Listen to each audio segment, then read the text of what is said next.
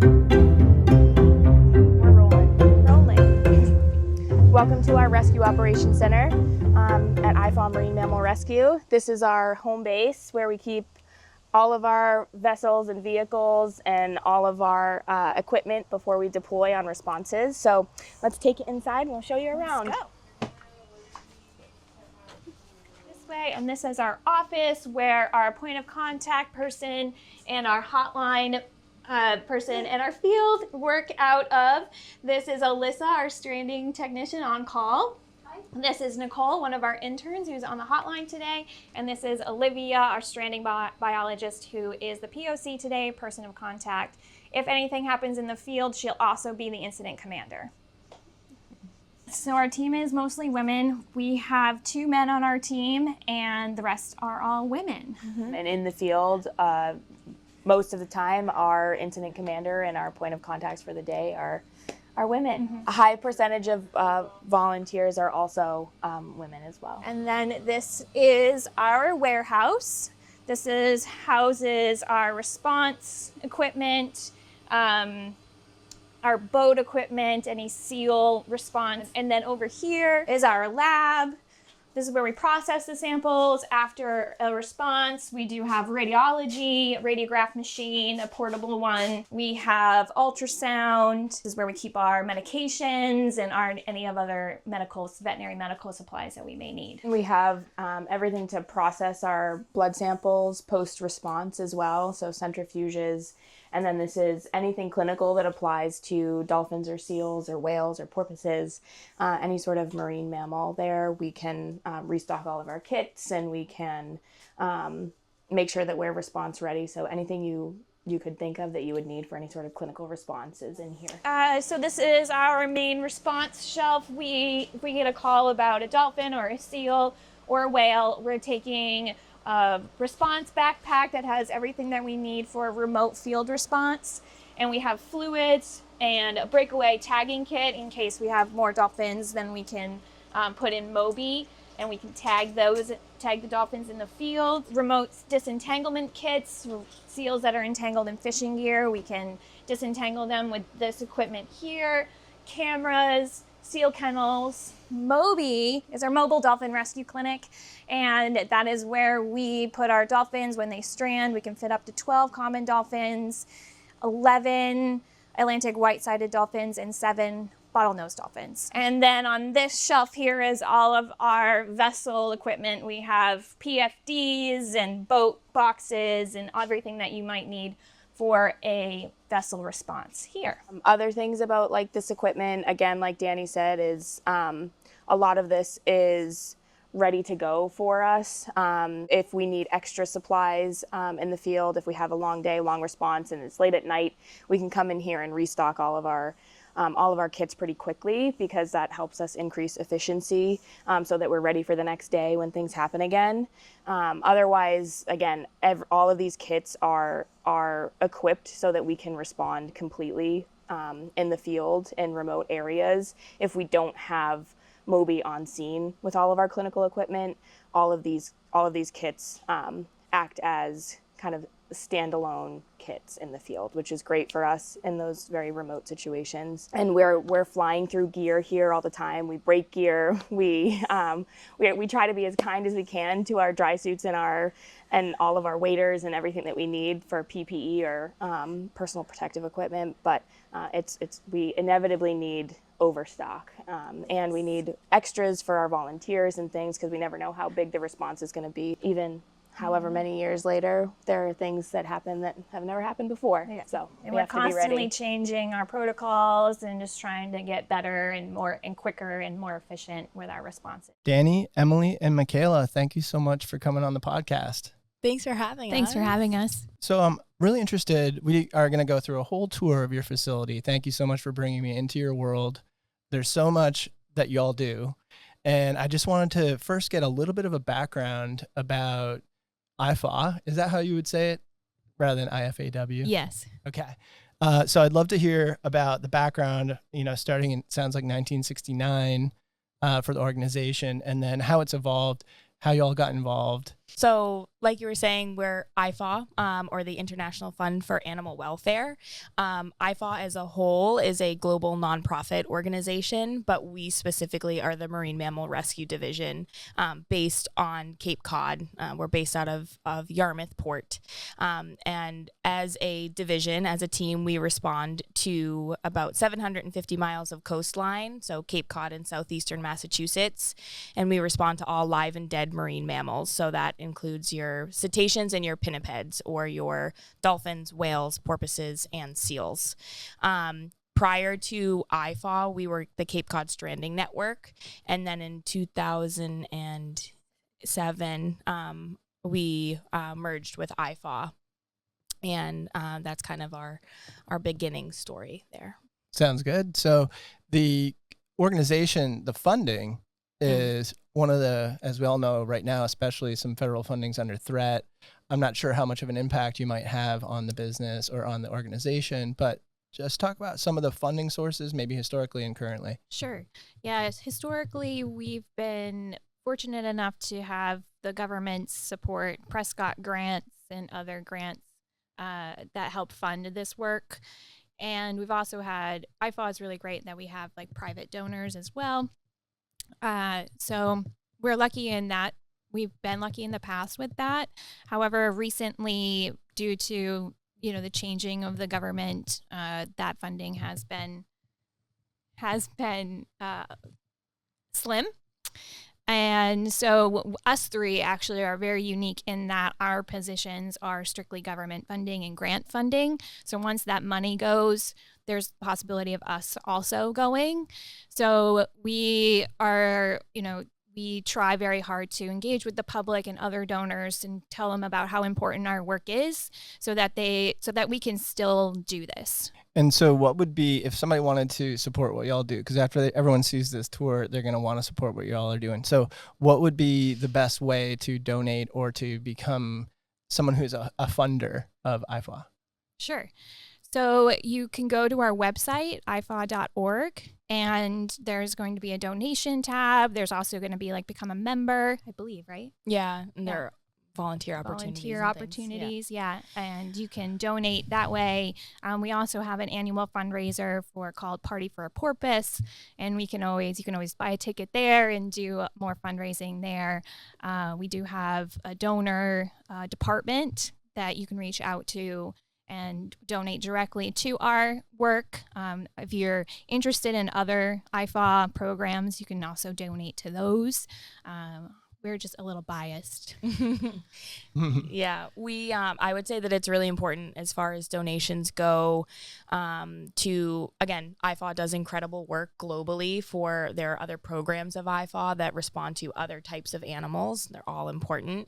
But again, specifically for us, the Marine Mammal Rescue Division, if anybody wanted the funds to go directly to our team, it would have to be kind of earmarked or specifically written out to Marine Mammal Rescue. Mm-hmm. Yeah. Nonprofit, obviously. So 501c3, right? Correct. Yes. Yeah. So from a donating standpoint, for any of those people with the big bucks that want to make a really nice donation, tax exempt, right? Or sorry, you get the tax advantage of donating to a nonprofit. So 40 countries, also covering land mammals.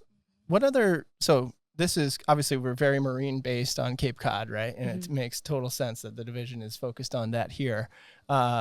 Internationally, though, too, it sounds like elephants and rhinos and sort of anything that's an animal. Does it just focus on mammals or all types of life? All different kinds of animals. So there's a raptor center I think it's in Beijing. There's a bear sanctuary, I believe, tiger sanctuary, elephants, and they're all basically little programs throughout the globe, and different organizations kind of partner with IFAW to respond to those types of animals. So land and water-based. Turtles too. We have we operate out of 40 countries, but it's 17 countries that we actually have offices in. So a lot of our work is just partnerships and helping with other organizations as well. So like they said, from sea turtles to raptors. So operating in 40 countries, but offices in 17 and kind of operating that way. Satellite facilities and things. We also do a lot of work for wildlife trafficking. We do a lot of trainings for TSA agents in different countries to help mitigate the trafficking of animals. And I just heard on NPR the other day that that's becoming a greater issue because of some deregulation that just occurred. Shocker. And actually, in this case, it was related to insects, and I'm really into ants. Okay, weird. No, I love ants. They say the collective intelligence of an ant colony is the IQ of one human. So, Wow, I that's really cool. respect the ants. But He should talk to Sydney. so I'd love to meet anyone that's into ants. Yeah. My coworker Helene is like, dude, enough ants. my But the queens can be trafficked, and there's and then and it's illegal to traffic or to bring queens from other countries into the United States. All these things really important for invasive species protection and protecting our ecology and our ecosystems. And we're losing some of those protections. Are you seeing that happening right now on Cape Cod with any of the wildlife that you all are working on? As far as losing protections go, yeah. So, and obviously you guys chime in with any additional information, but from my understanding, the reason that we're able to do this work is because the Marine Mammal Protection Act exists, that was enacted in 1972, which made marine mammals federally protected animals. That, to my knowledge, is currently on the chopping block, I believe. And not sure what's going to happen with that. If that goes away, I think there would be some changes down the road for us. But Also, our permitting agency, NOAA, is seeing some cuts as well. We're not really sure where that's going to lead. And we're not really sure where that puts our permits either. So we're trying to do our best and with what we've got and just kind of go with the flow at the moment. Mm-hmm. It seems like at this time, in this era, with the federal government absolving itself of all responsibility to maintain a functioning society in any good, positive way. I'll just speak freely on that. That the private sector and the states are going to need to really step up, but especially the private sector, not necessarily businesses, but really private citizens. For instance, with public radio, it's not that it's the citizens' full responsibility, or it traditionally hasn't been, to do this and fund this stuff, but it's going to have to be potentially the citizens that fund these organizations, because they ultimately will get the benefit. You're right on the front lines. Like NOAA, I've heard a lot about. I know that the Center for Coastal Studies just lost potentially a $200,000 grant for their whale studies. These are critical things, so as things move forward for you all, and I think just for the audience, it's really important to understand that if you care about something, you really got to start backing it if you possibly can. And not everyone can, but if you can and you care about your environment, like look at the local resources like IFAW and say, you know what, that's going to be the place I want to put some of my money towards. And so it's good. The website is really the best way to go about that, right? Yeah. IFAW, IFAW.org. The website, but again, just to reiterate the importance of, if someone wants to donate specifically to MMR, or the Marine Mammal Rescue Team, which is us, it needs to be clearly stated that donation goes to MMR, if that makes sense. So calling our donor relations department and talking to them. Yep, and just to make it clear to the audience, the opinions about the federal government are mine and not IFAW's. So the mission of IFAW, just the origination, and obviously you had some backing with the act that like sort of brought this more legislative power or regulatory authority. But sort of the mission of IFAW in general, what would you sort of encapsulate it as? It is animals and people thriving together. Love that. Yeah. So that is our mission. And for our team, it's making the best disposition decisions and welfare decisions for the animals that show up on our beaches, and learning as much as we can about them so that we can then better help and treat these animals that continue to show up on our beaches, because we are really unique in that we are the busiest spot out of globally, the entire world, for cetacean or dolphin mass strandings out of anywhere else. It's right here on Cape, which is really incredible to think about, the work that we do and the animals that show up here and the sheer number of animals that show up here. So it's right in our backyard. Yeah. Yeah. Are you seeing the impact of the warming waters changing not only migration, but the actual wildlife that you're treating and who and what species are around? Yeah, so as the water's warm, it's getting warmer farther north than it ever was before. We've seen in this past year in 2024 some new species that are coming a little farther north than we usually see. We actually had our first mass stranding of bottlenose dolphins this far northeast ever.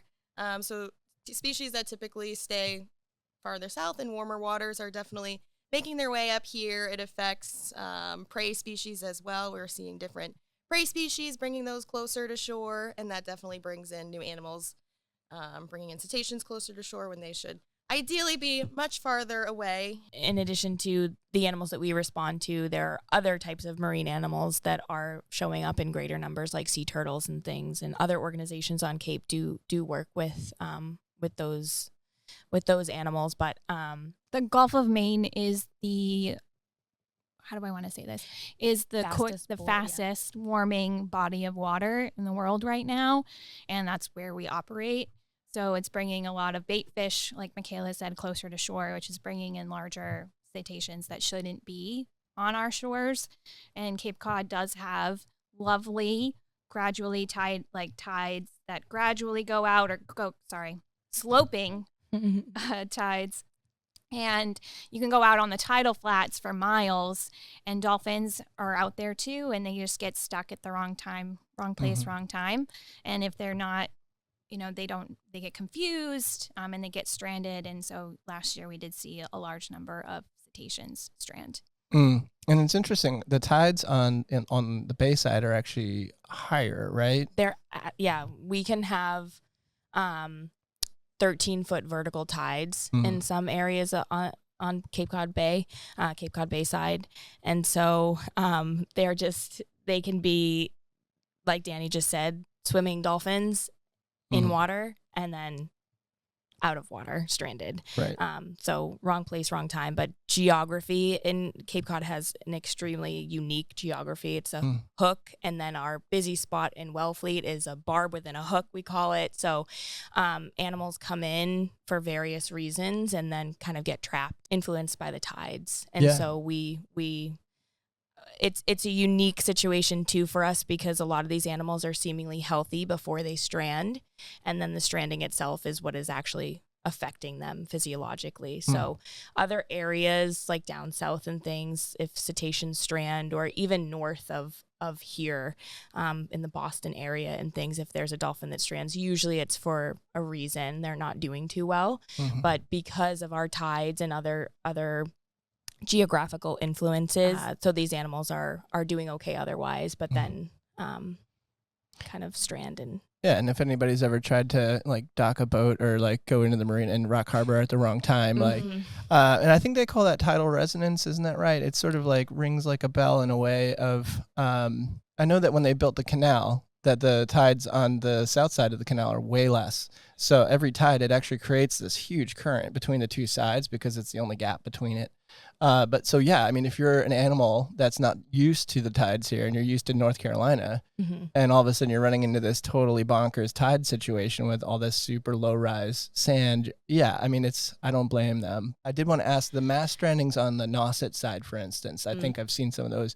Do we have is that a navigation thing, or is that do you have an idea of why that's occurring? We don't usually see mass strandings on the ocean side. We certainly have. It's much less common. So because those tides aren't as big and fluctuating on the ocean side, typically when an animal strands there, it already raises a red flag for us because it's harder to do it on accident. So usually it's animals that are sick and are stranding on purpose.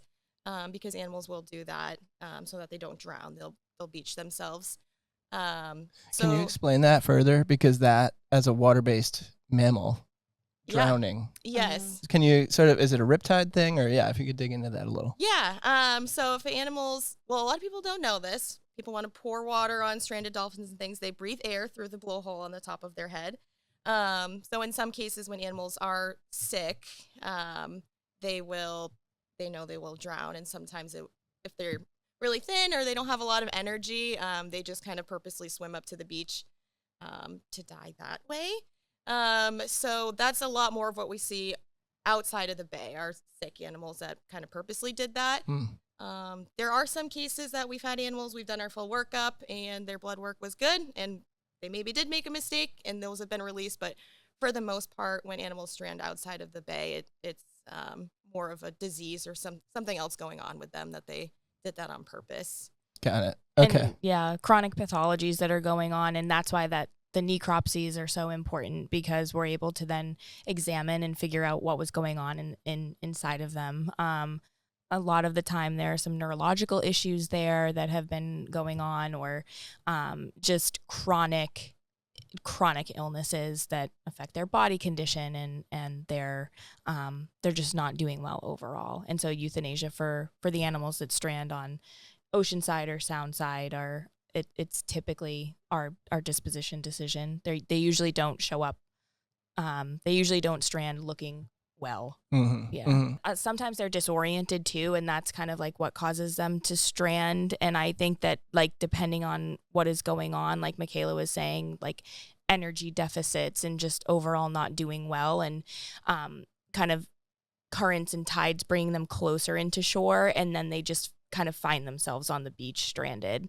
And so I don't know that it's necessarily a cognizant choice for them to go and beach themselves, but more so of just where they're at, like physiologically. It's just kind of they're not doing well, and so they find themselves in places that aren't ideal and close to shore, and their navigation could be off, and they kind of show up that way, if that makes sense. It does. I've always just been curious about that. My background was environmental science, and I knew a lot about biology, but I didn't really ever understand marine mammals much. I like learning about it from you guys. So, but the beaching was always sort of a terrifying and sad thing to watch, and so I was like, what is going on? And there are so many different stranding as a whole is kind of like a phenomenon that we don't know a lot about. We have a lot of not necessarily theories, more than theories, for those animals that strand Cape Cod Bayside. So many things could be influencing them. So social structure itself, they're very social animals. So if one animal in a pod is maybe sick or ill or injured, and kind of brings that pod in to these more convoluted areas on Cape, that could cause animals to mass strand. Anthropogenic causes, so human causes or human influence causes that influences stranding. So if there is ocean noise or vessel strike or entanglement, that could be a reason why these animals strand. Otherwise, like I said, like we were saying on Cape Cod Bayside, it's oftentimes wrong place, wrong tide, just because it's so geographically and tidally influenced, huge tidal fluctuations. And then on the sound side and ocean side, it's just different, many reasons that these animals strand. Dependent calves that kind of show up on the beaches by themselves without mom, or all kinds of things. So to that point, when a stranding does occur, what would be the best thing for any citizen to do? Yeah, I wanted to hop in on that, and it's kind of important for people that see a stranded cetacean or seal on the beach to give our hotline a call, 508-743-9548, and to make sure that you're keeping a distance from that animal. I know, like, instincts is to help that animal, push it back off into the water, maybe pour water on it, but we need to figure out why that animal is stranded. Does it need medical intervention? Is it just the wrong place, wrong time? So it's important for our team to get out there and assess that animal so we can make the best decision for it. That's really good to know, because everybody's going to want to help, and it might be like moving somebody that just fell down. You don't want to like misalign their back and all these, so let the experts deal with it. So the phone number will also be in the description, and the website will be in the description of this episode. And what would you say you're a really strong team, but what would you say the response time might be sort of around regions of the, like lower, outer, upper, mid Cape? Like right now we're in mid Cape, just so folks know to orient themselves, but go ahead. We're fast. We are fast. We are well equipped in that all of our vehicles that you saw are outfitted already with all of the equipment and the gear that we need for response. So and you saw kind of how the operations worked, where we have our point of contact and our intern that's on the hotline and our field person at the ready in the office. So when that call comes in, we're there. And also it's a 24/7, 365 hotline, and it's a live answering service. So when you call, you're going to be talking to one of us. And once that call comes in and we know what's happening out there, if it's a response that needs our intervention, animals that are stranded and we have to go, we quickly gear up over in our locker section and put on all of our dry suits and our booties. And we leave, honestly, the first wave of people, the first team leaves within 5-10 minutes of the of the call, and then we're gathering more resources and calling in other staff, and our volunteer corps is incredibly important to our operation. So once that call comes in, we are sending a mass notification to our volunteers that are based year round on Cape Cod. Awesome. And they're based throughout all of the 750 miles of coastline that we cover. We have volunteers in all of our coverage area, and we're sending out that alert to those volunteers, and volunteers are on scene within minutes. Then we're deploying, and they're our first responders, and they're securing the scene until staff can get there, and then kind of manage the scene.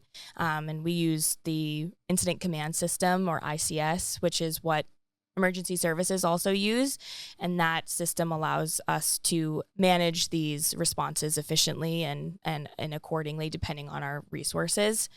And then we can get to Outer Cape and the Wellfleet area, depending on traffic, summer traffic, winter, within 45 minutes, our first wave team can get there. So there's really not a lot of time in between when we get that call and when we have people on scene. And again, volunteers are there before us, managing, educating the public, securing the scene, securing the animals, letting us know what they see so that we can bring other or extra specialized equipment to that area, depending on what's going on, and kind of prepping us, telling us how many animals are out there, are they alive or dead, what kind of substrate they're on, because we work on all kinds of substrate, deep mud, sand, incoming tides, we work in the water. So they're letting us know what they see out there. Yeah, it really is an emergency response situation. It really does remind me of fire department. And the volunteers are going to be the eyes and ears on the ground, like right away, to get you guys that next step information so that you can bring the right stuff. So that's just amazing. And so again, to volunteer, become part of the volunteer network, what would be the best way to do that? Yeah, you would go to our website and click on become a member or join, and there's a volunteer application, and Emily here is our volunteer coordinator, so she'll get back to you. We do 2 trainings, 1 training a year for new volunteers. Just because of how busy we are, there's just not a lot of time to do it multiple times a year. And also, to be a year-round Cape resident is also important, just to keep up with the changing protocols and the trainings and stuff. It's one of our requirements. But yeah, that's how you would become a volunteer. And it's, again, what Emily said, just to reiterate, our volunteer corps is extremely important to what we do, and we couldn't do it without them. Yeah. We have about 250 volunteers right now-ish. And so part of the team as well. So I did want to ask, the to-go bags, the getting ready, the video later, please stay tuned for the full tour, because you'll see this and how it actually would be the process of an event occurring. But what would happen at late at night or something like that, a pilot whale stranding or something like that, like a big operation? How would you do that at like 3 a.m. on a Tuesday or something random? We won't. So we do prioritize human safety first and foremost. But a staff member would be manning the hotline overnight. So we would get that call at 3 a.m., get as much information as we can from that reporting party, and then set up a plan for first light the next day. Inevitably, we do end up working in the dark and things if responses go late. But we typically, depending on the substrate as well, if it's really muddy, that adds a whole nother risk factor for human safety. So we keep that in mind with the weather conditions in the daylight. Sometimes if it's a nice sandy beach and the animal's close to shore and it's dark, we may still mount a response, but typically we don't start a response after dark, depending on what the scene is like and things like that, but kind of just getting ready for next day. Yeah. The chaos that will ensue the next morning at Right. 5 a.m. and we're here. We operate on a 9 to 5 day, so we're coming into the office and doing whatever needs to be done around our warehouse and at our international operations center for data processing and things. But if something happens, we're responding whenever that happens, as long as it's safe. So if the call comes in at 5 a.m. or if it was 3 a.m., we're preparing for that early morning and we're here. And we, like Michaela was saying, go into the night. So if we're already operating and the sun is setting, which often does happen, but we still we have 12 dolphins in the back of Moby. We're releasing in the dark at Herring Cove, as long as it's safe. Yeah. And we have all of the equipment to do that safely at night. Our Pelican lights, our heavy duty flashlights, we're outfitted in our PPE and our life jackets and glow sticks and flashlights so that we can see each other when we get into the ocean and we're doing things safely. But we do operate in the night. Would you also, like, from a municipal partnership standpoint, would like the harbor master being notified as part of this, or if you could get into that? Yes. So as Emily had mentioned, we work really closely with local municipalities. So typically, depending on the situation, we don't want to like pester them too much about every single marine mammal, but for the most part, if there's a marine mammal on the beach, we're notifying the appropriate towns, harbor masters if necessary, or just like DNR, just to make them aware of the situation, or if people report it to them rather than us, they'll know to forward that along. But for situations like that, when we're operating like in Wellfleet Harbor, sometimes the harbor master is the person reporting it, or they got the call first, so they're already aware, but we're notifying them. We work closely with them. If we need to get out on vessels, we have our own, but they kindly will also just let us use their vessels, take us out, and things like that. So they're very much in the loop and in the know as well for all strandings that are happening in their area. And we can use PD and fire to also help us. There have been firefighters out there helping us lift really heavy dolphins. We're strong and we can do it, but when there are 5 very heavy Atlantic white-sided dolphins, we could use all the help that we can get if we're limited on our resources. And PD, the day of we had 146 dolphins, Atlantic white-sided dolphins strand last year on June 28th, 2024, in the Gut in Wellfleet, which is a hot spot. And police officers were there helping us secure the scene because, as you can imagine, that garners a lot of attention from the public. And we're out there operating and needing to, respond to these 146 dolphins. And it was a huge operation with our volunteers and other network members helping us too. And so police was helping manage the scene and securing the scene for us while we were operating down in the Gut. And they were kind of helping us on the road because there are cars parked and we're off to, a very remote area on the side of a road. And so, municipalities are huge.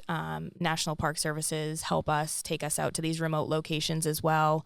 And they're oversands vehicles and they're a huge help to us as well. We work very closely with town agencies. Yeah, I was going to ask the collaboration with National Park Service. I know that they're also under pressure, like staffing. Yeah. And it's a huge regional area. So it sounds like there's a good relationship with IFAW and National Park Service, and you've got like your direct line of connections and things are good then. Yeah, we have their contacts saved in our phone. Oh, yeah. Yep. They're very familiar with our operations and they're able to, it's great because they can kind of anticipate our needs as well. And they're like, what do you need? How can we help? And they know that we have lots of gear that we'll be taking to this remote location, and they let us know how many, how many staff members they can take out safely as well. And so, yeah, they're on speed dial for sure in our contact list. One of the hot topics these days has been seals, right? And right behind you is your seal. I forget exactly the title. The seal pen. The seal pen. Yes. Thank you. So Very the seal technical. pen. No, but that is, and we do a full tour of this again coming up soon in this video and this interview. The seals have been, especially from the fisheries and some of the public, there's a lot of myths. So maybe we can get to the bottom of some of those myths, right? Because people are like, oh, it's bringing in this, it's preventing the fishery from being successful, or it's bringing all these sharks and all these things. I mean, there might be some grain of truth to all opinions, but what would be your opinion of how the changes with the amount of seals has occurred, what you think some of the causes are, and how people should be safe around seals too? Because they are around, and I think that means that the habitat is actually recovering. That would be my take, but others might say other things. So I think if you have a chance to just give an idea of what you all are seeing, how you think we got to this point, and safety and other aspects of it. We're lucky that we get to share our waters with these incredible animals. We have 2 species of resident seals. We have gray seals, which you'll see a lot on our beaches, and harbor seals. And I think they're an important health indicator, as you alluded to, that our waters are healthy and thriving and coming back. And I think it is a good indicator, too, of our fishery status, that these animals are around and the fishing is plentiful, or should be, or hopefully. Also,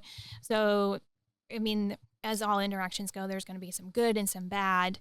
And I think that as far as safety goes, just keeping in mind that, again, that these are wild animals and they do tend to bite. People will see them starting shaking on the beach, or like scratching themselves or yawning. And they're really cute when they do these behaviors, but they are stress behaviors. So we want to make sure that we're staying 150 feet away from them, giving them their space. They can come up on beaches just like people can, and we can share our beaches and our waters with them. So as far as sharks and seals have interacted with one another in the ocean for many, many, many years, and these seals have been in this area. They are, like Dani was saying, our resident species, so they have been here for a long time. As far as seal and shark interactions go, we do see that naturally. That is a part of nature. Sharks and seals are a good indicator of a healthy ocean. So people don't like to see sharks as much, especially for those that swim, but it is important to remember it's their home. And it's actually a really good indicator of a healthy ocean to see these populations and the sharks coming. And the sharks have been here as well. So it's, again, healthy populations, but the sharks have been around. More and more people are frequenting the beaches as well, and more people are kind of aware of what is going on out there, but I don't know that it's necessarily increased. I think there's just more awareness, which is never a bad thing. People should know how to appropriately interact or not interact with wildlife on Cape, including sharks and seals. And people should know how to appropriately enter the water, or where to enter the water, and things like that. So yeah, I think Jaws took place on Martha's Vineyard, right? Yeah. In the film, right? So they've been here. Yeah. So okay, that's good. And I think the fisheries aspect, I know that the regulations on stripers, for instance, have been good. I think it's 28 to 32 inches or so, but you've seen a good recovery in that group of fish. Not all of them are doing well, but a lot of them have been, with proper regulation, the fisheries have been doing better in some areas.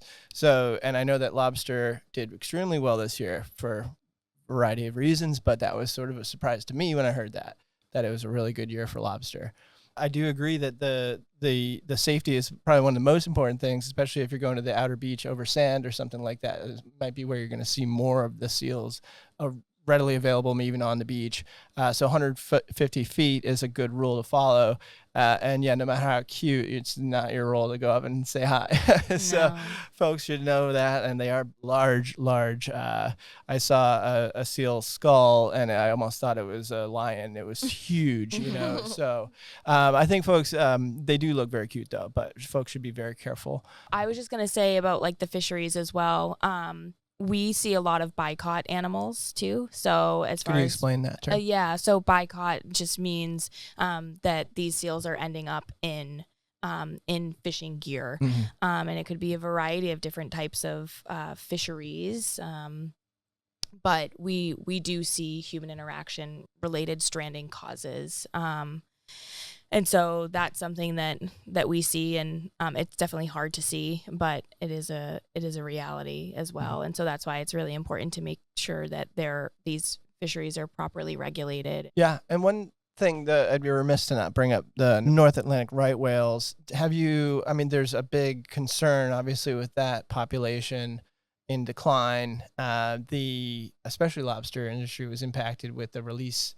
I forget exactly the term for what would disconnect and not trap the right whale, and it's expensive for the fisher person. Yeah. Ropeless. The ropeless gear. Yeah. Are you seeing any positive traction on North Atlantic right whales? Because a lot of folks ask about how that population is doing. I don't know if you're dealing directly with them as much. I'm not sure if there's strandings with them much. Or Yeah. So we are the responding agency for the right whales when they do strand, live or dead, in our territory. And we do see them. And many times their cause of death is directly related to human interaction, and whether it be vessel strike or entanglement. They are currently in what's called a UME, or an unusual mortality event, and that different species of whales are currently in a UME right now. But for right whales, it is heavily based on anthropogenic reasons. And so we do respond to them, and we do see that, unfortunately. For anyone who's boating, what would be the proper way to avoid? I know it's not always possible to avoid ship strikes and to be safe on the water regarding the natural habitat. Yeah, there's an app that you can actually download or get notifications from NOAA that when there are right whales in the area. That's why other agencies that do aerial work and observing in planes, it's so important, because they're able to spot these whales and figure out where they are in the ocean, and then abiding by those slow zones. And so making sure that you are complying to the regulations that are enforced when these animals are in the area is incredibly important. Right whales specifically tend to hang right underneath the surface, and they're really difficult to see, and they like to skim feed and barely come above the surface as well. And so making sure that you're operating your vessel responsibly when these animals are in the area, so keeping a distance from these animals, and knowing when they're around you, and just behaving responsibly on the water, especially knowing that their migration patterns, and when they are in the areas, Cape Cod Bay specifically. It's called Whale Alert, is an app that you can use to stay updated on whales in the area. Perfect. Yeah. Yeah, and I'll just plug again our hotline. If you are out there, we do like to hear about the whales, even if they're healthy and happy out in the bay or out on the sound side. So again, if you see a whale, please call our hotline. And also, if you see any entanglements or a vessel strike, please stay with that animal if you can with GPS, and call our hotline, and we'll call the authorities. We'll call NOAA. We'll get the appropriate people on the phone. But that's also very important to especially with entanglement cases. We want to get out there. We want to get the appropriate people out there to try and disentangle these animals. So if you do happen to be on the water and you see a whale in our area, please call our hotline so that we can, if they're healthy, we'd love to see healthy animals. And if they do need intervention, just so that we can start that plan. Perfect. really looking forward to getting into this tour. So I can't wait to see all the different facilities. And so for the audience, we're going to see every different part of the organization related to mammal response, right? And all the equipment, all the different division areas. So it's really exciting. And I really appreciate you all taking the time to run through this whole entire amazing facility with me. So this is our seal pen or seal holding area. We can take one seal we can hold them for 72 hours. We give them fluids, wound care if needed. And before, we can't hold them for longer than 72 hours. So then we arrange rehabilitation with other organizations in our network for that animal to go there. Or if the animal is otherwise healthy and doesn't need rehab, then we'll release it. So like Dani was saying, this is our seal pen or seal holding, seal triage unit. And this is where we can provide all in-house treatments to any animal that we have collected off the beach. We collect seals for various reasons, injuries, entanglements, just any sort of indication that they have some sort of chronic pathologies going on. So again, that they aren't doing well on the beach. And we're able to examine them, assess them, and then provide any sort of treatments that they need before we send them off to long-term rehab. We don't provide long-term rehab here. We can only hold an animal for up to 72 hours. And then other agencies in the network will take them for long-term rehab. But we can stabilize them and make sure that they are healthy enough, or stable enough rather, for transport agency. We work with Mystic Aquarium. They do long-term rehab of seals, and Marine Mammals of Maine. They also do long-term rehab of seals. Mm-hmm. So it can be a kind of a long transport, especially if they're going to Maine. So we do our best to make sure that they're stable enough for that transport. And basically what happens is that our team would have collected the animal off of the beach, or really could be in the middle of a road. Sometimes these seals find themselves in really precarious situations. We have our rescue vehicles that we'll show you, but we would have safely collected that animal and put it inside this seal kennel, which is basically just an adaptation of a dog kennel, but this helps us hold seals safely. Mm-hmm. And then we put this in the back of our vehicle and transport the animal back to here. And then we carry the kennel over here. We get a weight of the animal so that we can administer medications appropriately based on their weight. Take the seal out of the kennel, which can sometimes be a little bit of a challenge because they're nervous, they're frightened, they're very, very stressed, especially depending on what is going on with them. But it's not normal, it's not natural for them to be restrained and examined and treated. So we bring them up, take them out, and then this whole unit is temperature controlled so that we can keep them cool because they're often undergoing, like I said, some sort of illnesses, and sometimes they can run fevers just like us, and suffer from all kinds of wounds and infections. And that is a completely secure area. The door is closed, and we also have video monitoring capabilities so that we are able to look at what that animal is doing without kind of hovering over them and causing more undue stress. Our volunteers and our interns help transport them. Sometimes we have to meet the other agencies halfway because it's longer trips. And then they start their journey at long-term rehab for weeks to months, depending on what's going on with them. And diagnostically, we can do radiographs on them. We can do the radiographs through the kennel, and we can check for pneumonia, foreign bodies. There are winter visitors, harp seals that like to eat rocks. So we do take x-rays of those guys to make sure they haven't ingested something that they shouldn't have. And again, pneumonia. And then that way, when they go off to rehab, those rehab facilities have a little bit more information as to how to treat them appropriately. Again, we have in-house blood machines, so we can do blood work on them and treat them appropriately. Other things that we have in here are our seal cart. Yeah. This has literally all of the clinical supplies that you could ever want for seal treatments. We have our seal-specific kit that we use, and so we'll essentially take that tote up to the seal pen area so that it is easily accessible to us, because we want to essentially restrain these animals as little as possible and for not extended periods of time, because again, it's very stressful for them. So our veterinarian and our staff members, biologists, technicians, will be taking the blood and examining the animal and providing those treatments, all while the animal is being restrained. We can provide IV fluids and subcutaneous fluids. We do have an IV pump, which is similar to your veterinarian, even your human hospital. We also provide oral fluids.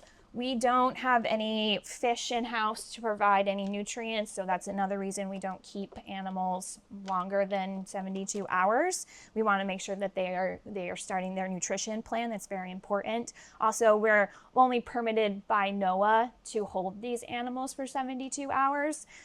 So we do our best to make sure that those animals, we triage them, treat them, and then make the best disposition decisions from there, whether it is long-term rehab, release, or euthanasia.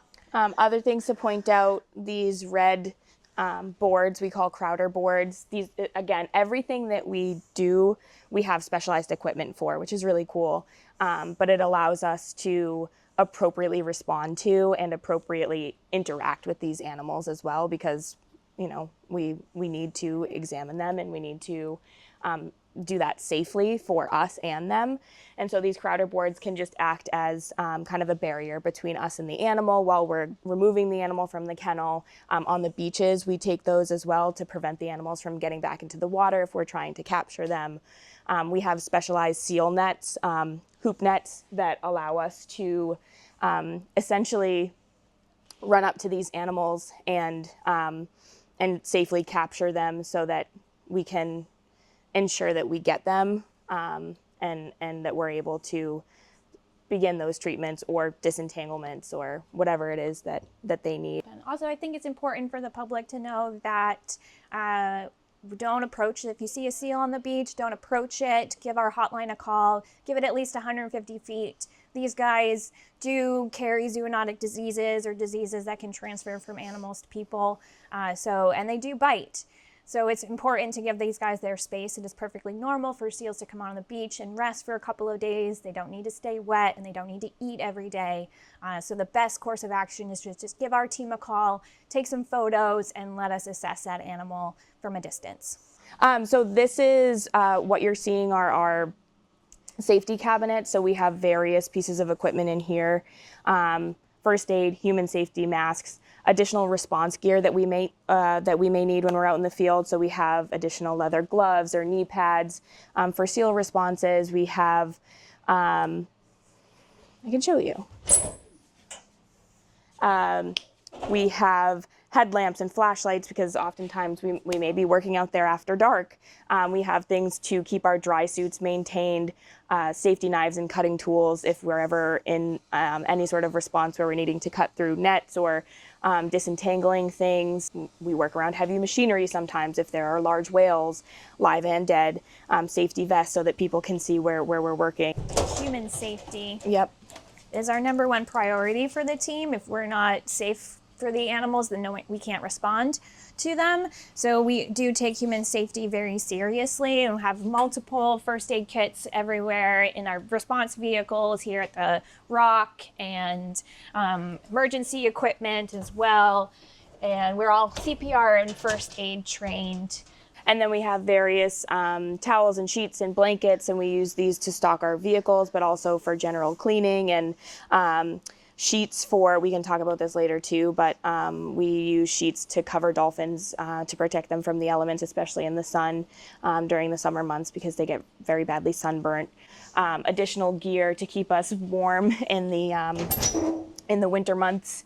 We have some bunny suits and extra fleece jackets and hats and things because we're out there operating sometimes in blizzards and very cold, windy conditions. This is our locker area. So every staff member and all interns have their own lockers for their personal specialized gear that we use. So our dry suits, booties, PFDs or life jackets. And this area is definitely very busy once we get so we showed you the office. So what would happen is that a call would come in to our hotline. Our point of contact for the day would be managing that call along with the intern who was on hotline for the day. And then the field person that we designate would start to get ready. So this area, along with other interns and other staff members that were here, depending on what resources we needed for the response. But this area definitely is busy before we deploy, because everyone is changing into their gear and getting ready, getting their go bags. We have changing rooms and then we have our little photo wall that is just really good for morale.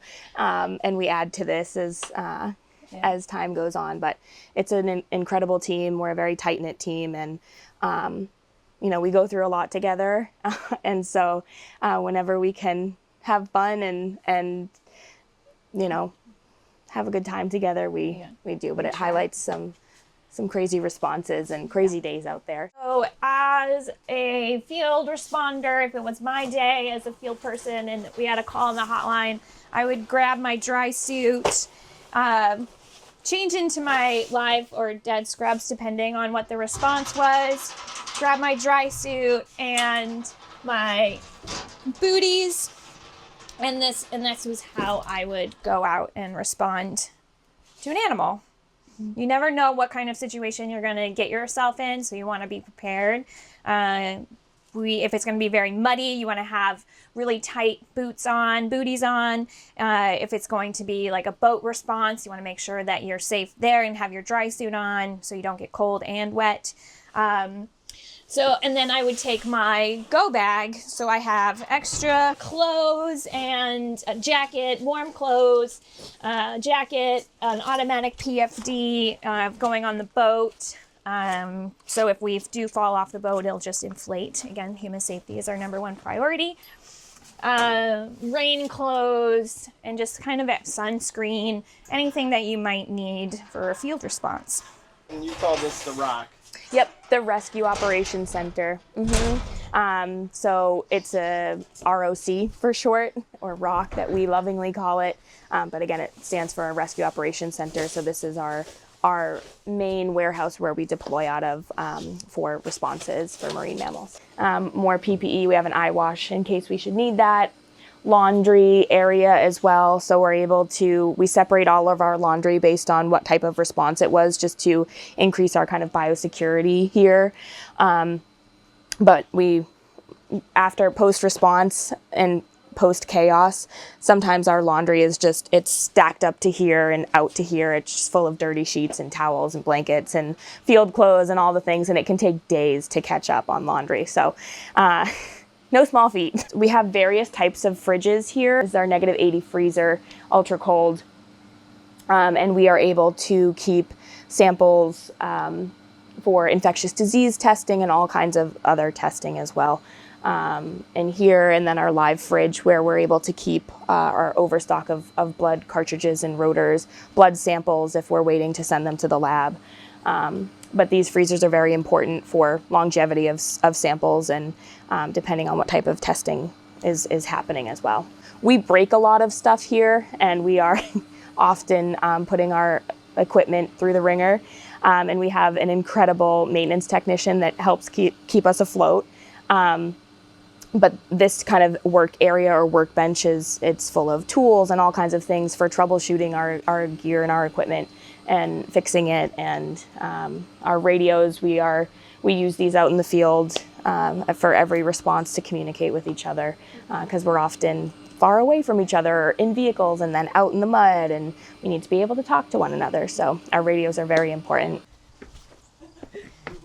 So this is Moby, our mobile dolphin rescue unit. In an ideal dolphin stranding situation, we get the animal off the beach into this unit. We do a full workup on the animal with our vet and biologist staff, full physical exam. We run blood work, which we'll show you inside.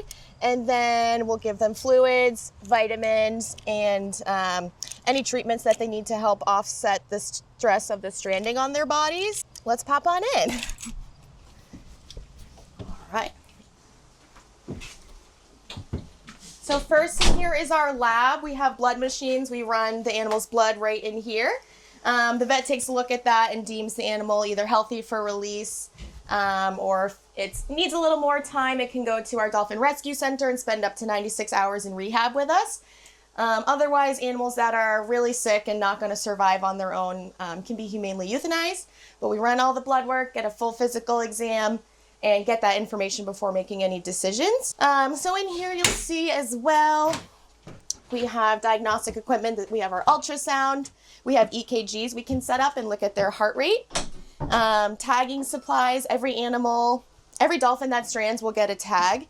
Either one of these plastic Paisley tags, and that's only for identification. There's no tracking or anything on these. And then in some cases we can use a satellite tag, and that will track where the animal goes when it surfaces at the water. It speaks to satellites, and we get that information, and we can kind of see where they go post-response and track them that way.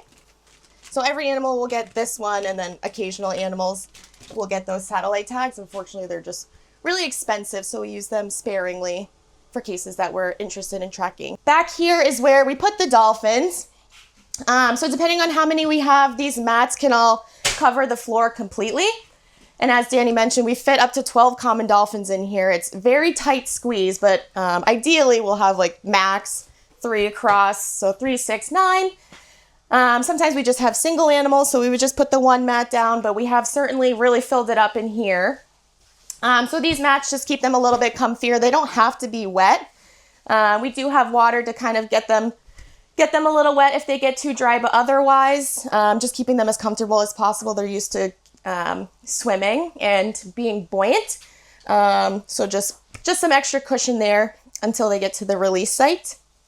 Back here, this is our dolphin cart. So when the animal is on the beach, they are very heavy. We have specialized stretchers that we're able to maneuver them in, and with the help of staff and volunteers, we can get them in those stretchers, and then we lift them, put this on the cart. They have nice beach wheels that go over rocks, sand, mud, and all the surfaces that we work in. And then we'll use it to bring it to this vehicle that we're in and get the dolphins inside. And then this actually hooks up nicely. They just go on the back there, so they don't travel inside with us when we travel. So once a dolphin comes in, we immediately do blood draw, and so that will get running right away. It takes some of the machines about 12 minutes to run. Right after we run blood, we'll immediately start getting fluids into them. Again, that's really important for offsetting the stress of the stranding. We compare it to a car accident. So after the extraction process, we could be out in the field for hours upon hours, depending on where these animals strand. They could be in very deep mud, or there could just be a lot of them. It could be miles down the beach. So like Michaela was saying, these animals are carted on our specialized equipment to Moby from wherever they've stranded, and then they're brought in. It's all woman and man power, lifting power, bringing these animals in and placing them on these blue Mancino mats, which, as she was saying, is just easier on their bodies because they're not used to being stranded. It's very hard on them, especially physiologically. It's like getting into a car accident, like she said. So they are used to being buoyant in the water, not on land. So any sort of comfort that we can provide to them is ideal, because that's going to help mitigate the effects of the stranding event. And so once these dolphins come in, we immediately start our shock assessment. So the veterinarian examines every single animal that has stranded and that is admitted into Moby. We will, while she's examining the animals, biologists and technicians, staff members will start to get blood on the animals. We run various types of tests. We run a CBC, or a complete blood count, a chemistry on our vet scan, so that shows us liver and kidney values, and then we also run blood gas, and that again, different analytes, different parameters to let us know and indicate how the animal is doing. After we get the blood, we will start fluids. We bolus the fluids in, meaning we get a large amount of fluids into these animals in a small amount of time, because that's important for mitigating shock. And all of these animals are in a physiological state of shock. Once we begin those fluids, we're administering vitamin E and selenium. That also helps to mitigate the effects of the damage that's done on their muscles after they strand, because when they strand, their muscles start to shut down. Their GI tract also starts to shut down too. And then what's really important is just the continuous monitoring of these animals. So during transport. So while we're doing all of that, we are moving to the release site, which is usually in P-Town at Herring Cove, because that's quick access to deep water, and that's ideal for them to get back out there. While we're en route, we are keeping track of everything that we're doing, and this is just in the absolute chaos when this whole entire area is full of dolphins. We need, to make sure that we're doing all of the things for all of the animals. So these checklists just help keep things straight for us. Shock assessment, determining sex, giving vitamin E and selenium, giving straight length because that lets us know age class. It's an important piece of data for us. We get photos and then we tag the animals. We get heart rates, resp rates, all the vital signs. And then this is everything that we're doing during transport. So the supportive care, we're making sure that the animals are comfortable. We're providing those fluids, again, continuous monitoring to see if they are improving or declining during transport. We can take their temperature. They're very, very hot in the summertime.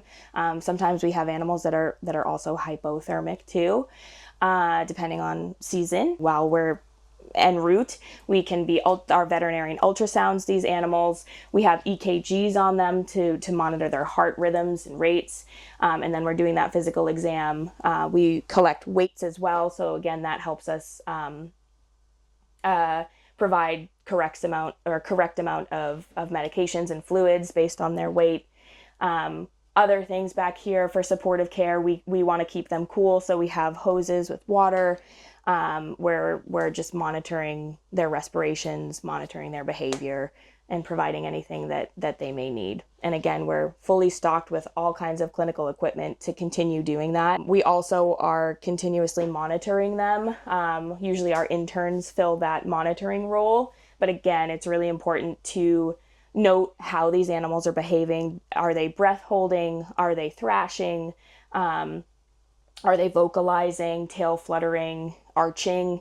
All kinds of different behaviors. And that indicates kind of how they're doing. So anything that's being done to the animal as far as exam or treatment or when fluids start or when blood draw starts, all of that is being notated. And that's just incredibly important for history and data purposes as well. And like everything else, this is just restock of things, towels, blankets. If they get too warm or too cold, we can use these. Fluids and extra clinical supplies. We have these dolphin pants, just to give us some protection from any bodily fluids or things that they might get on our clothes. These are also for supportive care. These are used for horses actually, but they work nicely for our dolphins. When you wet them, you kind of wring them out and shake them out, and then when you put them over the dolphin, it keeps them cool and it helps regulate their body temperatures, especially in those warmer months. And then we use these dolphin wedges, which are really just yoga wedges. And we can put these on either side of the animal to kind of help keep them upright and as comfortable as possible. As Emily mentioned, always just trying to keep them very comfortable until we can get them back in the water. As we were talking about, that some of the animals do get satellite tags. These are a couple of those different types of satellite tags. So they'll both get us the same information. Once that animal surfaces, it speaks to the satellites, and then we can access that data from our computers. And we get different hit classes, and they kind of just determine how accurate that is up to a certain degree. So even our most accurate hits are usually within a small radius. It's not exact, but it's pretty accurate. So these are what those tags look like, and that goes right on the back of their dorsal fin. I don't think we have a photo of it, but it's kind of like an ear piercing is how it's comparable. And then it gets screwed on there, and they're actually designed to fall off. So at some point, it will kind of just erode, and it won't be on the animal forever. Otherwise, in the lab, we have our fridge where we can keep our satellite tags and other blood cartridges and rotors.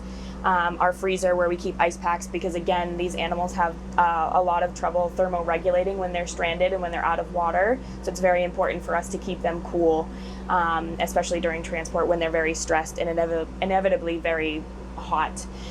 These are our point of care analyzers. So this is the CBC machine that I was talking about earlier. It can get our complete blood count, different analytes, red blood cells, white blood cells, amongst other things. This is our vet scan that gives us our chemistry values, liver, kidney, and then our iStat, which can give us our blood gas values. And again, just different types of rotors and different types of blood tubes that we use for different tests, but similar to when humans get their blood drawn. This is an EKG unit, so this gets hooked up, and then little sticky pads are placed on the animal strategically, and then it captures heart rate and rhythm so that we're able to monitor that as well. This is just this is our printer. So it's really cool though, like all of this is happening again. I think it's important to reiterate that all of this work is happening while we're actually moving this vehicle. And not for nothing, but we all drive this, which is really cool, but we're all trained to drive Moby. She is a beast, but she has gotten us through some pretty difficult days, and it's fun to drive her too. It's really cool. It is really cool. Really thankful to have this job. And you'll see, this is actually a newer vehicle. I think it was 2021, to be honest. So this vehicle is newer. We'll show you what we used to use as our primary dolphin response trailer. Yeah, and like Dani was saying earlier too, we have fit 7 very large Tursiops or bottlenose dolphins in here at once, and then we also needed to use our additional trailer. We have fit 12 common dolphins in here at one time and 10 or 11 Atlantic white-sided dolphins, so jam-packed with dolphins in the back. And then this is just the helm area, or as I like to call it, but this is the driver's seat. We have a jump seat here as well for passenger and co-pilot, and then all of these specialized buttons that control AC and control the lights and everything. So Moby is also outfitted with various compartments on the outside that hold a ton of different gear for all kinds of reasons. Safety equipment, dry suits, booties, scales for weighing the dolphin, flashlights for heavy duty flashlights for nighttime responses, additional life jackets for our volunteers, our safety bag. Again, anything that you could think of that you need during a response. So, and what will be happening is volunteers will be donning dry suits and additional gear as we're getting geared up for release or getting geared up for the extraction process, depending on what's happening and how many people we need out there in the field. This is our much less safe version of a dolphin trailer. It will be leaving us. Old Faithful T1. So before Moby was created, this trailer would be hooked up to one of our response vehicles, and the dolphins and personnel would be operating in the back of T1. But she's an older trailer, and like Michaela said, will be leaving us. But she has served us well too. And then this is our 25. This is our 25-foot vessel that we can use for remote sedation and surveys, amongst other things. Lately, we've been using this vessel to take us to Monomoy, which is a small island off of Chatham, but we've been doing a lot of remote disentanglement operations out there. So those have been extremely rewarding responses, and we've been able to disentangle a few animals this season. Before Moby deploys, that point of contact staff member in the office is kind of getting everything together, and then that designated field person is kind of getting on the road right away. So this vehicle, R2 we call it, is our primary dolphin response truck that's getting on the road kind of immediately as soon as we get that call, with at least one staff member, usually a couple depending on how many animals we're dealing with, and some interns. So in here we have one of those dolphin carts that you saw in the back of Moby. And then we're outfitted with stretchers and anything we really need for that initial scene of a dolphin stranding. So once that staff member's out there, they can kind of immediately start that supportive care and work on the extraction while the team here is getting ready and getting Moby on the road. This is R3. So this is a vehicle that we will often use to collect carcasses off the beaches, or we will use this vehicle to transport personnel back and forth during responses. We can use this vehicle to tow certain smaller vessels that we have. Our interns are allowed to drive this vehicle. Otherwise, the bigger vehicles are staff-only vehicles. Yep.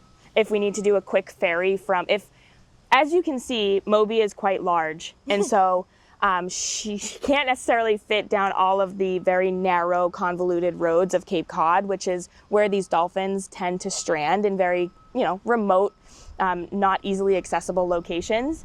And so we're able to, if we have to ferry animals from the extraction site to Moby is staged somewhere that we can get these animals to after we ferry them in these smaller vehicles. If that's happening, that's a long day, especially if there are multiple animals. So it could be one dolphin that we need to do that for, or it could be many.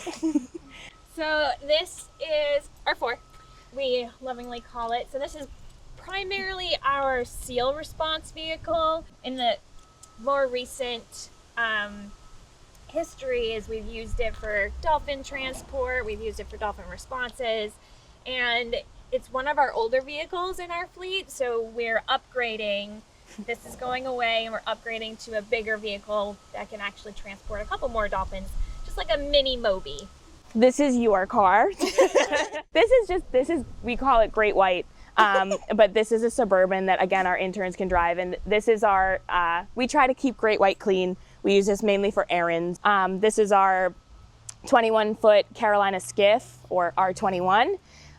We can use this, or we do use this vessel for surveys, so seal surveys if we're trying to gather information about haulouts that are forming, to get a number of animals that are either entangled in the haulout, or just to kind of scope out the area and see if there's any sort of response that we can mount to disentangle these animals.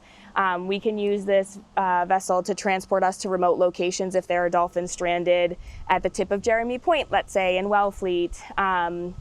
Or if we need to get to a dead large whale that's in the marshes of Sandy Neck, we can take this boat out. This is T5, our flatbed trailer. We can transport larger carcasses of marine mammals, so for instance, pilot whales or large tursiops or bottlenose dolphins. We can also put our gator or our oversands vehicle in this flatbed trailer and trailer that to a remote location, and then take our gator off and go out to a dead large whale that is, miles up a beach somewhere. Lastly, out here is T2. This is our large whale necropsy trailer. So we can trailer this to areas, and it is completely outfitted for large whale necropsy. So anything that you could need for that, which is a lot of equipment, long days ahead of us when we have a large whale necropsy, but it includes all of the equipment for that. This is our 15. This is our 15-foot vessel. We do use this vessel for herding dolphins. If we get a call and they haven't stranded yet in Wellfleet Harbor, we will try and herd them out into deeper water. This is disaster response area, so another branch of IFAW uses this bay to store their equipment, as you can see. And then Yes, we are just overflowing with our equipment, so they kindly let us use this section as well. But most of that over there is for our disaster response team. And we just T7. keep a couple things here. Yeah. T7 is our live large whale trailer. It has all the equipment you need to respond to live large whales, emergency, veterinary supplies, lines and straps, inflatable pontoons in case we have pilot whales and we need to refloat them and push them back out into the water. And then this is our gator. We've taken this out to Sandy Neck for a minke whale necropsy, and Race Point for a humpback necropsy. Usually it's taking us over sands for any sort of response that we need. Could be a live or dead response, but oftentimes we find ourselves using this for large whale necropsies in remote locations. And this is how we can quickly and efficiently get over sands if municipalities like NPS or DNR can't take us out, because we work very closely with other municipalities. They're oftentimes helping us and saving graces, honestly. Yesterday we had a live pilot whale strand, and it was far down a beach in Orleans, and NPS took us out, and they were there for us to help us out. Hopefully Nate Sears helped you out with that. Hey, yes, I talked to Nate, and then Keegan Burke was our main line of transport, and Monty as well. So shout out to them. Something kind of cool that's kind of unique and specialized to what we do is those prop guards. When we're on the water, not a lot of vessels have those, and they're specifically made for us. So that protects marine mammals from being hit, or other marine animals from being hit by those propellers there. Like Dani was saying, we use that vessel to herd dolphins out from areas that they're likely going to strand in if there's enough water to operate that vessel. And so we are closely, and this is because we're permitted to do so safely and we're trained to do so, but we are closely approaching those animals to encourage them out of certain areas. So we really need to make sure that we're doing it safely. Okay, welcome to our necropsy bay. So necropsies, just for those that don't know, are essentially animal autopsies, or they are complete and thorough examinations post-mortem. So it's a huge part of our program, extremely important part of our program, because we are able to find out so much about these dead animals after the fact, and oftentimes those answers that we find out from a necropsy helps inform how we better treat the live animals, and it ensures that we're making the best disposition decisions possible when these animals are alive as well. We learn a lot from these dead animals, so we are completely examining them to determine cause of death, or COD. We also collect many samples during a necropsy, both for infectious disease testing, genetics, life history, biotox, and very importantly, histopathology. And so we're collecting various tissue types on an animal during a necropsy, and then we're sending those tissues out to a pathologist, and that pathologist reads the tissues at a cellular level under a microscope, and oftentimes informs us as to what is going on in the body. And so those types of samples are incredibly important. But this is, again, our necropsy section, so we are able to do full and complete necropsies in T3. This is our necropsy trailer for animals that are small enough, but still large, but small enough to fit on that necropsy table. And so our staff is in full PPE when we are in these necropsies. So our grundens, arm guards, gloves, masks, face shields, because there is risk of zoonotic disease transfer, both from live and dead animals. And we want to keep us safe. And as far as live animals go, just a plug for people to keep their pets away from dead animals and live marine mammals as well, because pets can transfer diseases to them, and they can transfer diseases to pets, just so people are aware. But this necropsy trailer is outfitted with everything that we could need for a complete exam. And then additional sample processing as well. And so we'll usually have about 5 to 6 people in this trailer at a time working an animal up, and completing that necropsy and taking data and writing down everything that we're seeing, describing all of the organs and how it presents grossly or kind of outwardly, and then additionally collecting those samples for examination.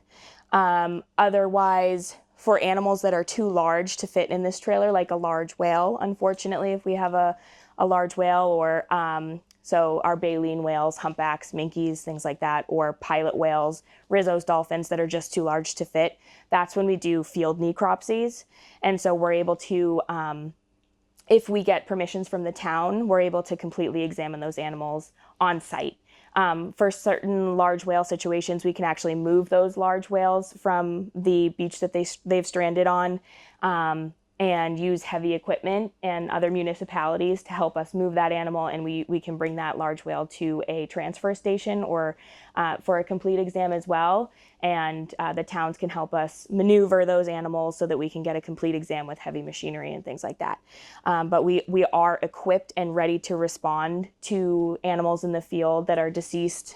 We can take various pieces of equipment out and pack our vehicles for remote operations, and then we are able to perform a field necropsy. So this is a lot of additional large whale necropsy equipment. So we have lines for towing and hauling, depending on the substrate that you're on, and rigging, buoys if we need to secure carcasses, additional PPE, boots, grundens, booties, first aid kit, power tools if we need to use. These are very large animals that we have to examine, so we do have to be able to get into those animals. And then in addition, the large whale trailer that we showed you outside. So that's supplemental and actually initial to all of that. And then additionally back here, we have our -20 chest freezers that we can secure samples and carcasses in for later exam. We try to prioritize necropsies of animals that we have recently euthanized or animals that have died recently in the field, so that we can get samples when it's freshest. But we do have carcasses that we can use for training purposes and things like that. And then additional freezers to store samples in, and then another ultra cold -80 freezer to store our infectious disease samples in. We have a fume hood so that we're able to properly handle the formalin and our histopathology samples that I was talking about. And then just our cleaning area. We get very dirty during necropsies, as you can imagine, and any sort of equipment for restocking purposes and being able to complete that exam. A fun fact about this whale jawbone here, it made the news before. We collected this from a deceased right whale that we did a necropsy on, and it had some tissue on it still. We brought it back to our facility, and we kind of put it in the woods to let nature take its course and help get some of that tissue off, and it was stolen, actually. So that made local news for a bit, and we were able to get it back. Someone kindly returned it. They didn't know they couldn't take it.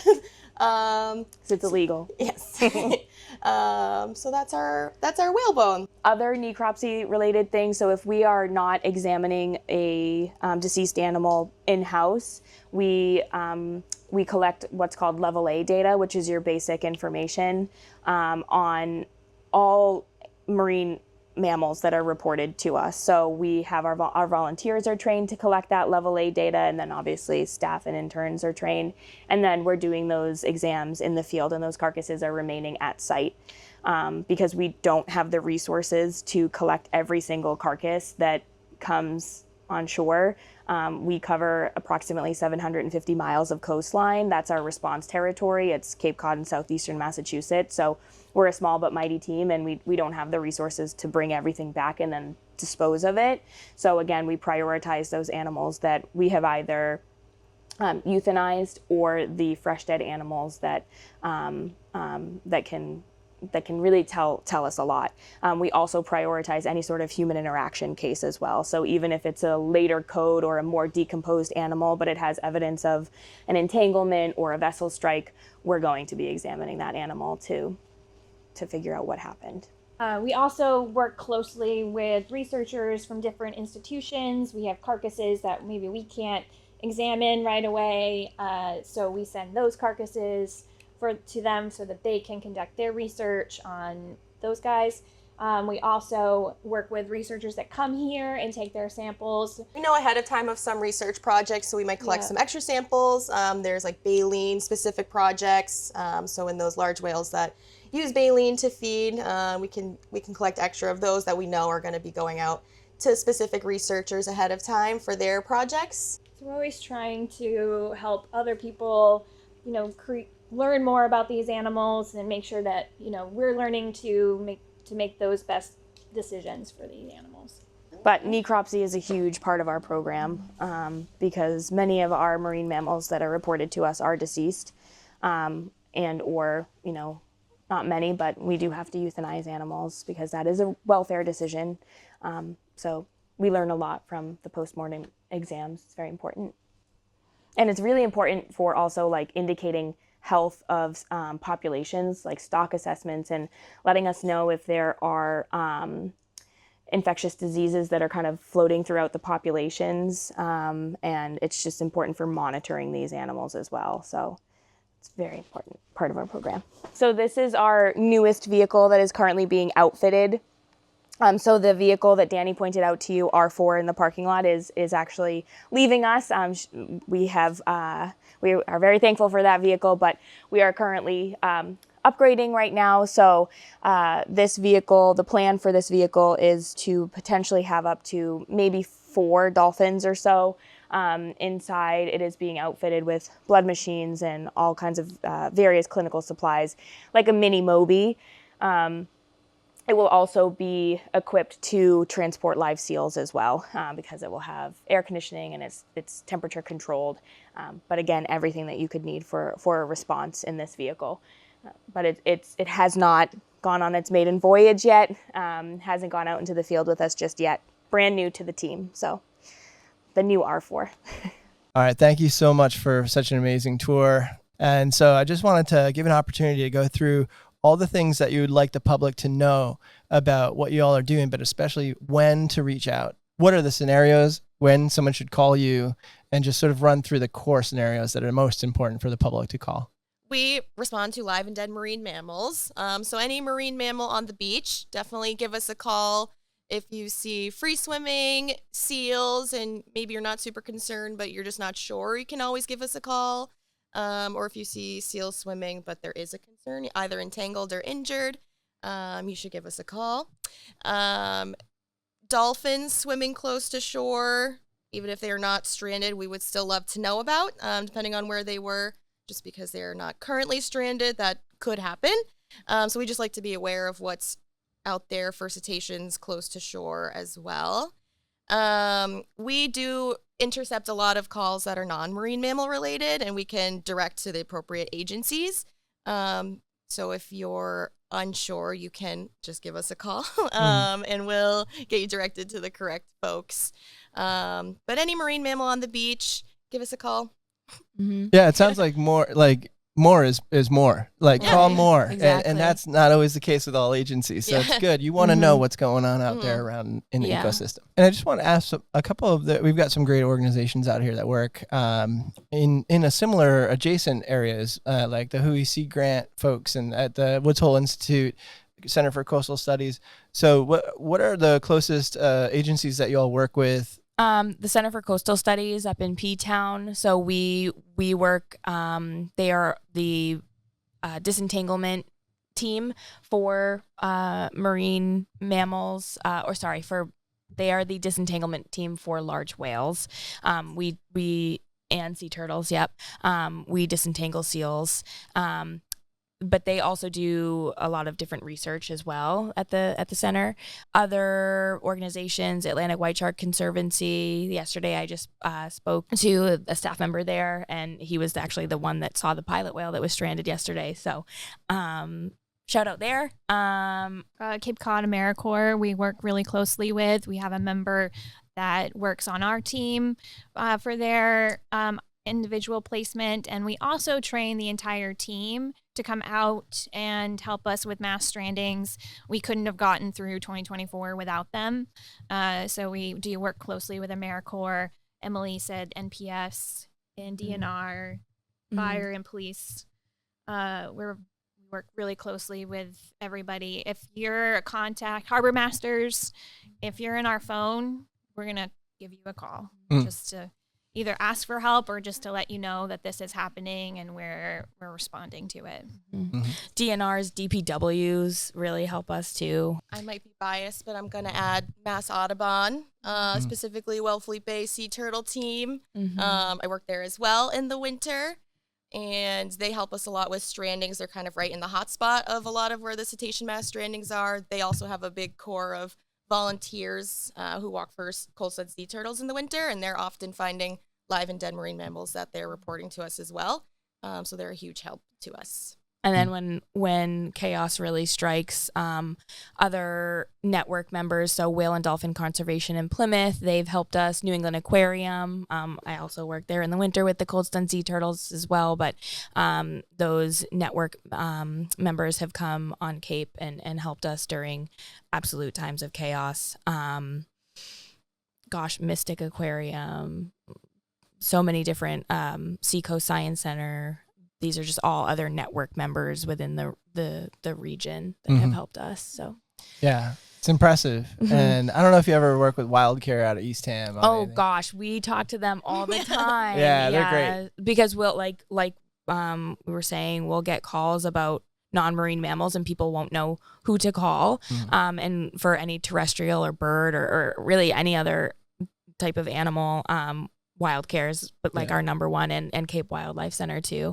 And we'll give the hotline numbers to the general public members to give them a call. So yeah, shout out to Wildcare. Yeah, no, it's an amazing group of people out here, and so many different, from Audubon to Wildcare to IFAW to Center for Coastal Studies. Like, there is a huge body of really intelligent, caring people working towards this goal of having a more sustainable environment and a healthier environment for the animals and humans. And I love the mission statement from you all about, it's really about the animals and humans. I'm not going to restate it perfectly, but working together, because we do share the earth together, and we should probably try to work together. This is more than likely going to be exciting to some folks that might want to get involved. And it sounds like the best path is to try to volunteer.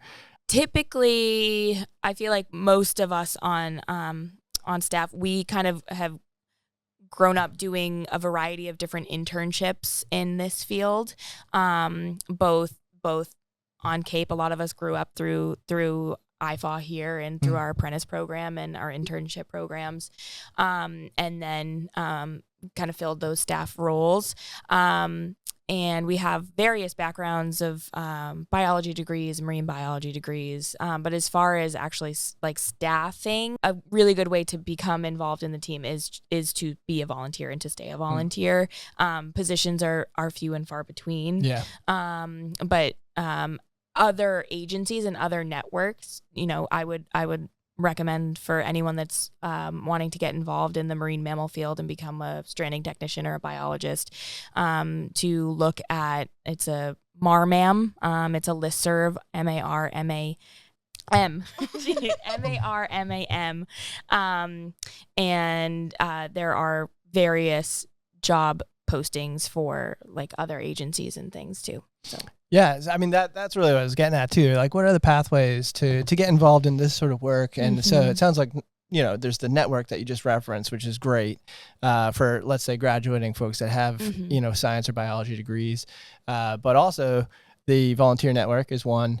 The internship potential, probably not always often, but if there is one, potential, and the apprenticeship potential. So there's some pathways for folks that are really interested to get engaged.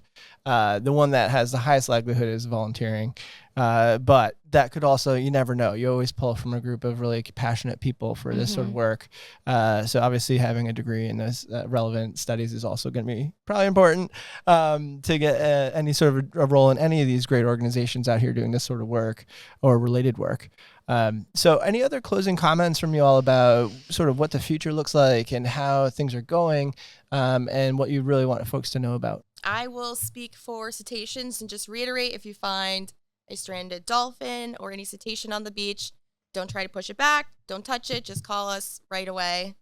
That's a big takeaway. To echo that for seals too, and Dani said this earlier, but making sure that you give them their space, because it can be absolutely normal for a seal to be hauled out and resting on the beach, or there could be something wrong with that animal. So keeping your distance.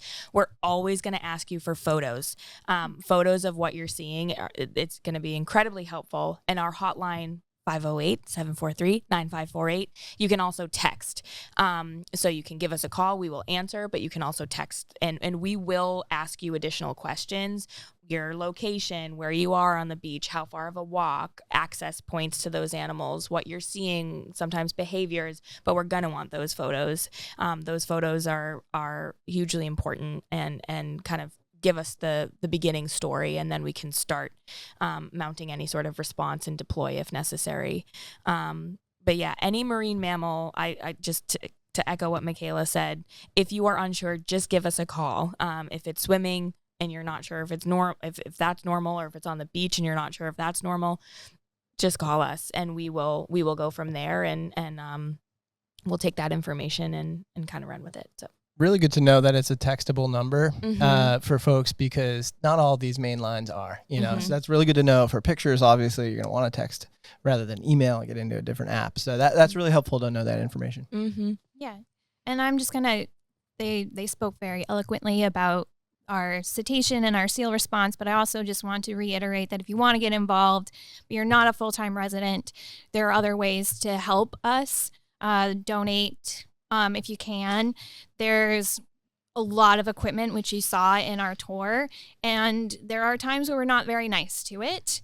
So we break a lot of stuff. It's expensive stuff. So, I mean, any donation that it goes a long way. If you are a year-round resident of the Cape, you can always get involved with volunteering. You don't have to be a strong person to be involved with us. You can attend education outreach events. You can, there's other ways to be involved with our program. And so I just kind of wanted to reiterate those. I think it's important that people know that we want the same things. We want these animals to survive, and we want to be able to have a beautiful ecosystem that we all can share.